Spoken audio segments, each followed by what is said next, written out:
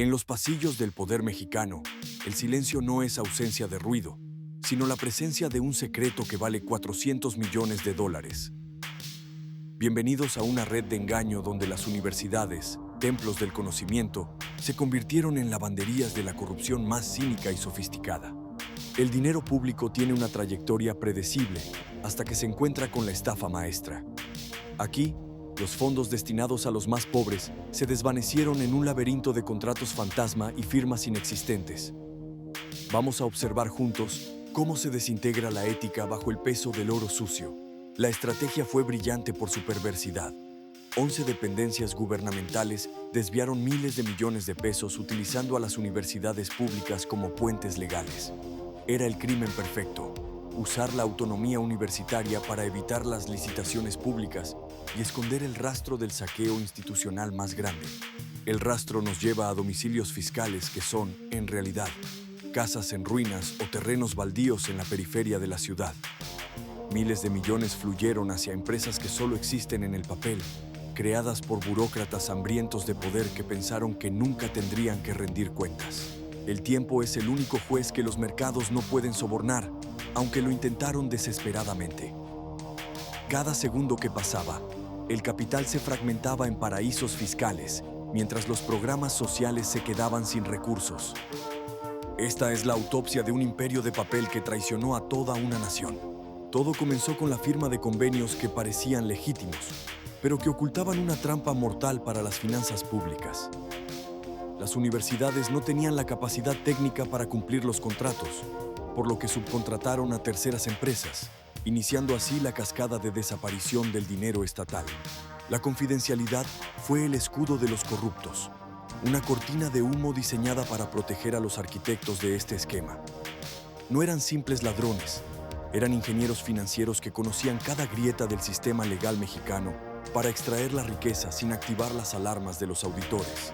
Mientras los directivos celebraban en restaurantes de lujo con vino caro, el dinero desaparecía en cuentas bancarias de las Islas Caimán y Delaware. La estafa maestra no fue un error administrativo, fue una operación de precisión quirúrgica diseñada desde lo más alto de la jerarquía política.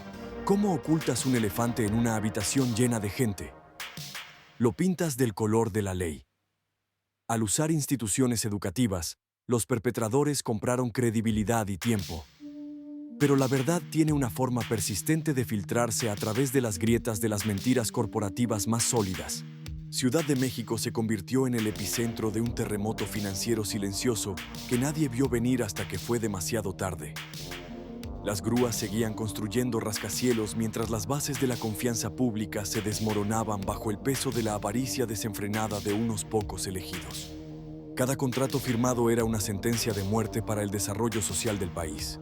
Un pacto con el diablo hecho en papel membretado.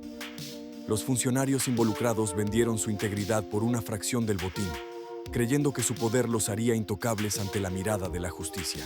Los pasillos vacíos de las secretarías de Estado guardan los ecos de las conversaciones donde se decidió el destino de millones de mexicanos.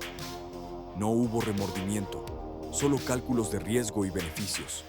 Una frialdad matemática que caracteriza a los depredadores financieros más peligrosos de nuestra era, diciendo.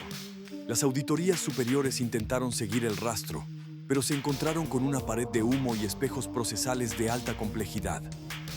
Cada vez que encontraban una pista, la empresa Paraván desaparecía, dejando solo una oficina vacía con un escritorio lleno de polvo y facturas falsas. La caída de los responsables fue lenta pero inevitable. Un recordatorio de que incluso el imperio más lujoso puede colapsar cuando sus cimientos son puras mentiras. Rosario Robles, la figura central del escándalo, pasó de los salones del poder a la frialdad de una celda de prisión. El dinero nunca regresó a las manos de los ciudadanos, se quedó enterrado en la red de empresas fantasma que hoy son solo sombras. En Poder y Ruina, no olvidamos que cada cifra robada representa una oportunidad perdida para un niño que soñaba con un futuro mejor y más justo. La volatilidad de la verdad es mucho más peligrosa que la volatilidad de los mercados, porque destruye el tejido mismo de la sociedad civil.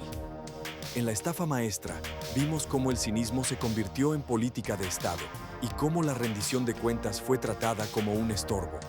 Muchos implicados huyeron del país, buscando refugio en tierras donde sus crímenes no tienen jurisdicción, pero su dinero sigue teniendo poder absoluto. Son los fantasmas de la economía, hombres y mujeres sin patria que viven de los restos de una nación que intentaron desangrar por completo. Las pantallas de los investigadores brillaban en la noche, descifrando el código de la corrupción que había sido diseñado para ser ilegible para siempre. Fue un duelo entre la paciencia de la justicia y la arrogancia de la impunidad. Una batalla que aún hoy no ha terminado del todo. Cuando las puertas se cerraron para los responsables, el mundo financiero contuvo la respiración, temiendo que el hilo tirara de toda la red global. Pero en el ajedrez político, a veces se sacrifican peones para salvar a los reyes que operan desde las sombras de la impunidad total. No se equivoquen, la estafa maestra no es solo una historia de México, es un manual de operaciones que se replica en toda América Latina. Es el virus de la codicia corporativa, mutando para sobrevivir en sistemas democráticos débiles y fácilmente manipulables por aquellos que poseen la información privilegiada. La verdad no fue descubierta por el gobierno, sino por el periodismo valiente que se negó a mirar hacia otro lado. Un equipo de investigadores desenterró miles de documentos, uniendo los puntos que los corruptos pensaron que nadie vería jamás en la oscuridad de los archivos estatales. El nombre Empresa Fantasma no es una metáfora, es una realidad escalofriante. Eran entidades creadas en un suspiro, sin empleados, sin oficinas, sin propósito más que ser el conducto por donde fluía el sudor del pueblo hacia los bolsillos de una élite sin escrúpulos ni moral. Cuando el escándalo estalló, las trituradoras de papel trabajaron horas extras en las oficinas gubernamentales. Intentaron borrar el rastro del dinero, pero en la era digital, cada transferencia deja una cicatriz que la justicia, tarde o temprano, aprenderá a leer con precisión quirúrgica y fría. El impacto social de la estafa maestra es incalculable, porque no se trata solo de números en una pantalla. Se trata de hospitales que nunca se construyeron, de niños que no recibieron sus vacunas y de ancianos cuyas pensiones fueron sacrificadas para financiar campañas políticas y mansiones de lujo. Los bancos internacionales también jugaron su papel en este drama sombrío. El dinero de la estafa maestra cruzó fronteras, escondiéndose detrás de capas de secreto bancario en jurisdicciones diseñadas para proteger al depredador y nunca a la presa, alimentando la maquinaria del capitalismo más voraz y destructivo. El tiempo para los arquitectos del fraude parece correr de forma distinta. Mientras el pueblo espera justicia, ellos disfrutan de arrestos domiciliarios en condominios exclusivos, rodeados de las mismas riquezas que obtuvieron traicionando la confianza pública. La impunidad es el último refugio de aquellos que creen ser dioses. Es irónico que hayan usado a las universidades. Las instituciones que deberían enseñar ética y pensamiento crítico fueron utilizadas como el peón más barato en un tablero de ajedrez manchado de sangre financiera. El daño a la credibilidad académica de México es una herida que tardará décadas en sanar. Hoy en día, la corrupción ha evolucionado hacia las criptomonedas, buscando nuevas formas de anonimato que la estafa maestra solo pudo soñar en papel. Los mercados cambian, las herramientas se modernizan, pero la avaricia humana sigue siendo la misma constante oscura que ha derribado imperios desde el inicio de la historia. Rosario Robles fue la cara visible, pero ¿quiénes eran los verdaderos hilos detrás del telón? En Poder y Ruina, sabemos que los grandes escándalos rara vez son obra de una sola persona. Son sistemas diseñados para fallar, protegiendo a los de arriba mientras los de abajo caen. El juego del poder en América Latina es una espiral interminable de traiciones y nuevos comienzos bajo diferentes nombres. La estafa maestra no fue el fin de una era, sino el perfeccionamiento de una técnica de saqueo que ahora se estudia en las sombras de otras democracias vulnerables. Mientras la ciudad duerme, el capital sigue fluyendo por túneles invisibles. Los investigadores que aún persiguen la verdad se enfrentan a amenazas y silencios impuestos por el miedo. Pero la luz de la verdad es como el sol. Puedes intentar taparla, pero siempre encontrará una grieta por donde salir. La justicia es lenta, a veces dolorosamente ineficiente, pero es el único muro que tenemos contra el caos absoluto de la tiranía corporativa. Cada sentencia dictada contra los arquitectos de la estafa maestra es un ladrillo más en la reconstrucción de la dignidad de todo un continente herido. ¿Cuánto es suficiente dinero para un hombre que ya lo tiene todo?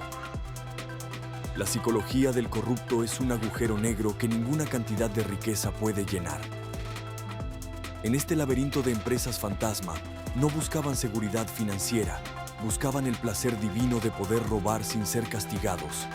Algunos de los protagonistas desaparecieron sin dejar rastro, llevando consigo secretos que podrían hacer caer a gobiernos enteros. Son los fantasmas que caminan entre nosotros, viviendo con nombres falsos en ciudades lejanas, siempre mirando por encima del hombro, esperando el día en que su pasado los alcance.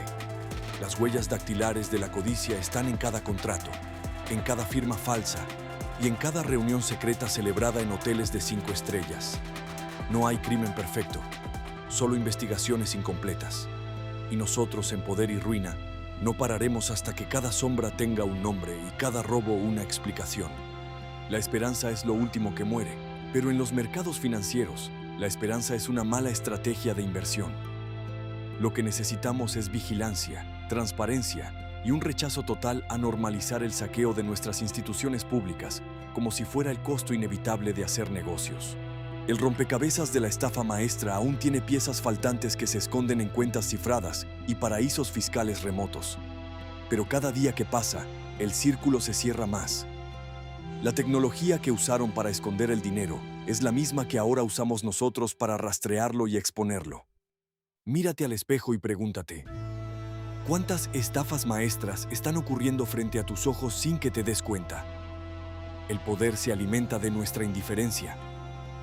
La próxima vez que veas un número que no cuadra o una promesa que suena demasiado buena, recuerda que en las sombras, alguien siempre está contando tu dinero. El conocimiento es la única defensa contra la ruina. Si este análisis te ha abierto los ojos, únete a nuestra comunidad. Comparte esta historia antes de que los algoritmos de aquellos que no quieren que sepas la verdad intenten enterrarla bajo una montaña de distracciones y entretenimiento vacío. Poder y Ruina. Porque en el mundo de los negocios, la caída es más fascinante que el ascenso. Mantente alerta, mantente escéptico y, sobre todo, mantente fuera de sus laberintos. Nos vemos en el próximo colapso, desde las sombras más profundas de los mercados globales.